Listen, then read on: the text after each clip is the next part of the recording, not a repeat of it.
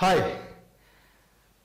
പ്രളയം വന്നപ്പോൾ നമ്മൾ കരുതിയത് നമുക്ക് ജീവിതത്തിൽ വരാവുന്ന ഏറ്റവും വലിയ ദുരന്തം പ്രളയമാണെന്നാണ് മലയാളികളൊക്കെ കരുതിയത്. രണ്ടാമത്തെ പ്രളയം വന്നപ്പോൾ യഥാർത്ഥത്തിൽ കുറച്ചുകൂടി അധികം ദുരന്തമായി. പക്ഷെ അത് കഴിഞ്ഞതിന് ശേഷം കൊറോണ വന്നപ്പോൾ നമുക്ക് മനസ്സിലായി പ്രളയം പാവമായിരുന്നു എന്ന്, അല്ലേ? കൊറോണ വന്ന തുടക്കത്തിൽ നമ്മളത് ആഘോഷിക്കുകയൊക്കെ ചെയ്തു. കാരണം ആദ്യത്തെ 21 ദിവസത്തെ ലോക്ക്ഡൗൺ പീരീഡിലൊക്കെ എന്തൊക്കെയായിരുന്നു നമ്മുടെ ചർച്ചകൾ? ചക്ക, മാങ്ങ, അല്ലേ? അതൊക്കെ ഉണ്ടാക്കലും പാചകവും.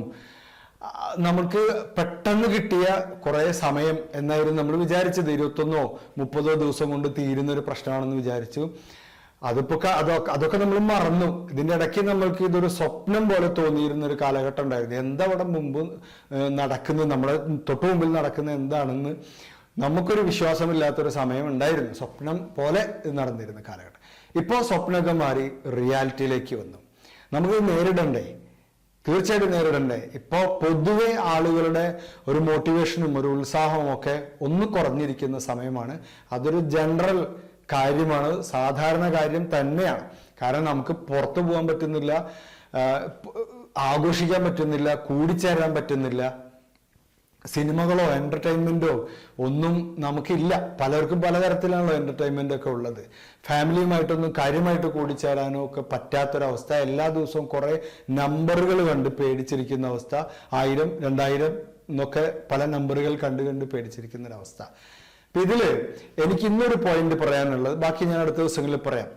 First point is down size your life style and up size your learning style. അതായത് ലൈഫ് സ്റ്റൈൽ, നമ്മുടെ ജീവിത നിലവാരം വേണമെങ്കിൽ ഒന്ന് താഴ്ത്താം, വേണമെങ്കിൽ. ലേണിംഗ് സ്റ്റൈൽ ഒന്ന് ഉയർത്തണം. ലേണിംഗ് സ്റ്റൈൽ കാരണം ഇഷ്ടം പോലെ സമയം നമുക്ക് കിട്ടിയിട്ടുണ്ട്. പണ്ടെങ്കിലും കിട്ടാത്ത അത്ര സമയം എല്ലാവർക്കും കിട്ടിയിട്ടുണ്ട്. അപ്പൊ ലേണിംഗ് സ്റ്റൈൽ കൂട്ടാം. ഈ ലേണിങ്ങിന്റെ ഇമ്പോർട്ടന്റ് പറയാനായിട്ട് ഞാൻ ഒരു കഥ പറയാം.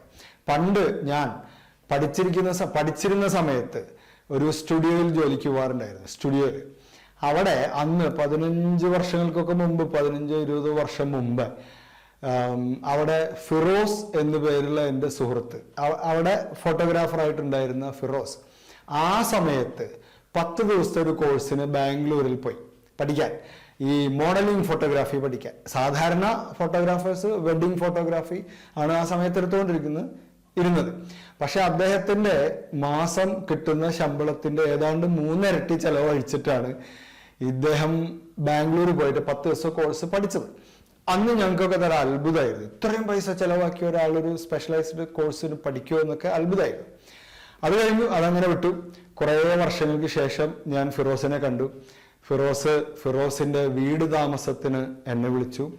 ആ വീടിന്റെ മുമ്പിൽ ചെന്ന് നിൽക്കുമ്പോൾ ഫിറോസ് എൻ്റെ അടുത്ത് ആ വീട് ഇങ്ങനെ നോക്കിയിട്ട് പറഞ്ഞു, എൻ്റെ ഒരു 200 ക്ലിക്കാണ് ഈ കാണുന്ന വീട് എന്ന് പറഞ്ഞു. നല്ല വീടാണ്, ഗംഭീര വീടാണ്, നല്ല പൈസ ചെലവഴിച്ചിട്ടുള്ള വീടാണ്.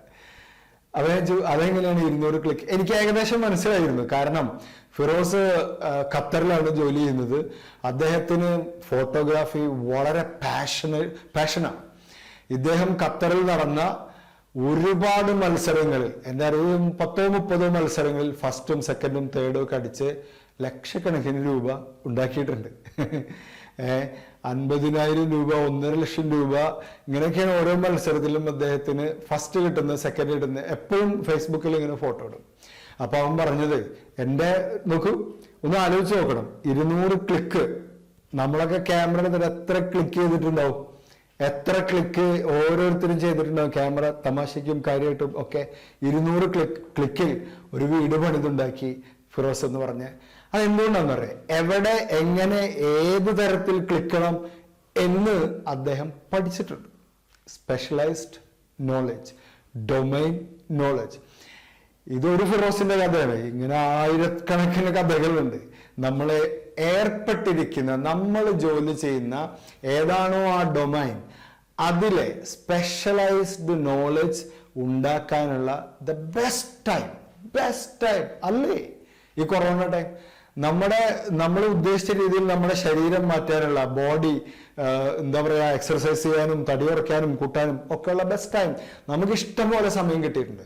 ഒന്ന് നോളജ് ഉണ്ടാക്കാനായിട്ട്, സ്പെഷ്യലൈസ്ഡ് നോളജ് ഉണ്ടാക്കാനായിട്ട്. Take it in that way. Thank you.